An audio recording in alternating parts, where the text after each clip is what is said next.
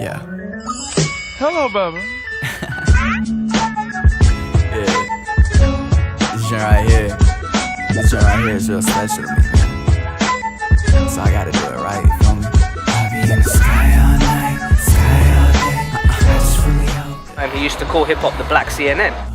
Attached to brands and stuff, they've got brand associations. If you do it the right way and you get your business right, you can kind of control what it is you're doing. Move up.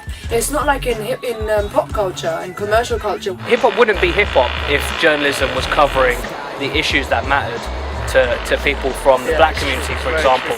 Then they can kind of mold you to do things their way. The corporations sound like Kanye. I used to be a shy kid until I spoke up. Now the Northwest exactly what I throw up, right? Hip-hop has become a business. There's been many examples of artists selling out and going against what they believe in for commercial success. I put this to question to Marcel from We Hustle, and he told me his thoughts. Success and progress.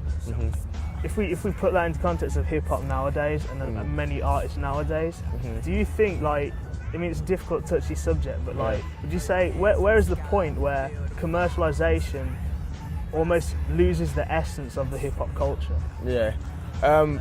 Well, for me, I don't know. Hip hop. Like I was saying before, if you do it the right way and you get your business right, you can kind of control what it is you're doing. Yeah. When it goes into the commercial world, if your business is not done properly at your record label, if you're a rapper, for example, then they can kind of mold you to do things their way, and then it goes a bit too poppy, and then it kind of loses the essence of the culture. If you've got your business right and you build up your own fan base through social networks like what we have now, you can keep the culture within, like, down to things like what you wear.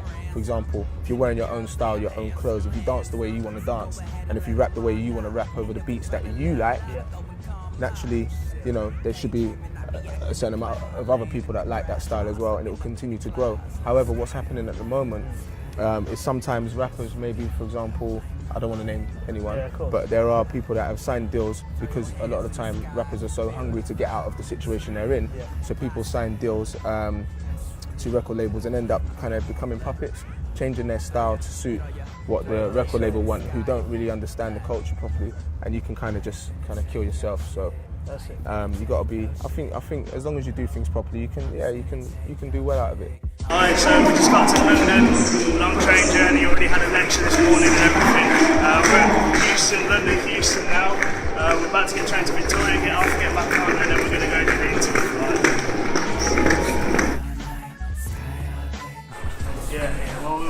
Why are you talking? While we're at Houston Station, the man walked in front of us and I just cut the camera. I guess that's London for you. But basically, we're on our way to the Kensington High Street and we're going to meet a journalist from the Evening Standard newspaper. We're going to talk to him about, you know, how journalism has affected the music industry and stuff like that. That's my train, so go. Tell me, where have you gone? I think hip-hop has become overly commercialised, definitely.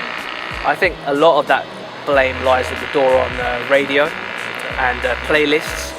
And I think, you know, if a hip-hop artist wants to get their music played, then they have to release, you know, tracks like Blurred Lines, like Robin Thicke's track Blurred Lines, which really doesn't have much of a positive message to it. Doesn't really enlighten you in any way when you listen to it. Okay, it's well produced by Pharrell and so on, you know, but these sort of artists are under constant pressure to dumb down their output. And I think if you're an artist now and you're coming up and you want to get a platform, you're under a lot of pressure to just talk about clubbing and girls and getting drunk.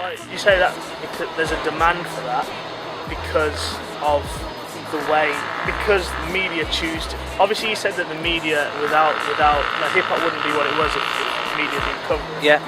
But do you think that, like, say if the media did cover it, there'd be less of a demand for that sort of commercialised, watered down sort of music? Look, put it this way, right? There's a demand for Big Macs. If I open a restaurant, does that mean I want to make Big Macs? I don't. I want to make good quality food. And if I have the opportunity to do so, I'll do that. I could put an article up on my website today, which is really cheap, you know, the top 10 footballers who had affairs or something. Do I think I'm enlightening the world by putting up that article? I'm not, but people will click on it. So I think you can't always go for the lowest common denominator. I think there needs to be there is an onus, not just on a business level, but on a moral level for people in the industry, across the media, to push for quality all the time. Always push for quality. If you push for quality, you'll find great artists. Great artists will be uncovered. If you push for quality, you can put out these sort of house tracks, dancey type tracks every 5 minutes, and they'll get you to number one for a little while, and people will listen to it. But is it making the world a better place in any way? Are we learning anything from it? So I think that something's been lost a little bit with hip hop over the years. I then met up with DJ Sarah Harrison live on her show at Bang Radio, and she summed it up nicely. Negative culture, it deals with, street crime, things like that. But to be honest with you, I really genuinely think that there's a positive message overall coming out of it. It is a hard life, and people, it's not all rosy, and some things that are talked about in hip hop are reality, and people have no voice other than hip hop for them to express it. Put out the CD to show them what I mean. So please give me a call so you and me can link, cause without you here this game is gonna sink. That's it for this episode, but make sure you check out the Slenky and Sony website and follow my journey and wait for the new ones to be released. For now, Happy New Year.